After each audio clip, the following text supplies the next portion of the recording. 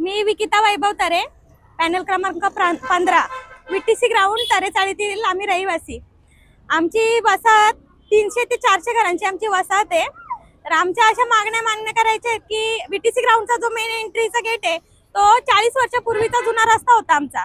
तर तो रस्ता आमचा दीड वर्ष नूतनीकरणाच्या कामासाठी बंद केलेला होता. तर 5 वर्ष झाली अजून आमचा रस्ता चालू केलेला नाहीये.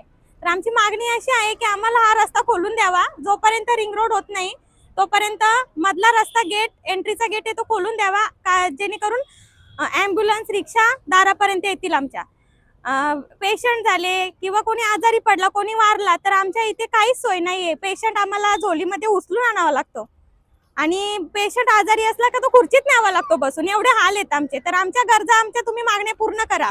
आणि त्यासाठी पावसाळ्यामध्ये पण भरपूर त्रास आहे आम्हाला. पावसाळ्यामध्ये VTCचा रस्ता पूर्णपणे बंद होऊन जातो, तर या जायची आमची पूर्ण पंचायत होऊन जाते.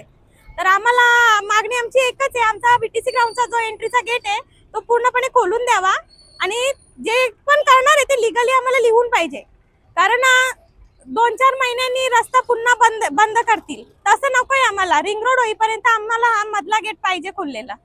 या जायची सोय सध्या कुठेच नाही. आम्हाला पूर्णपणे चारी बाजूने रस्ता पूर्ण ब्लॉक केलेला आहे. आम्हाला पूर्ण फिरून जावं लागतं चारी बाजूने. रस्ताच नाहीये. पाहुणे जरी कोणी आले तर आम्ही ऍड्रेस काय देऊ हा प्रश्न पडतोय आम्हाला.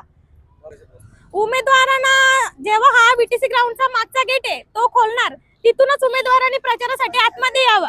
जोपर्यंत गेट नाही उघडणार तोपर्यंत कोणीही आतमध्ये येऊ नये. आमची एवढी त्यांना मागणी आहे ती मान्य करा. गेट खोलला तर प्रचाराला या आणि तेव्हाच मतदान होईल. आमचा गेट उघडला नाही तर आमच्या एरियातला एकही जण मतदानासाठी येणार नाही.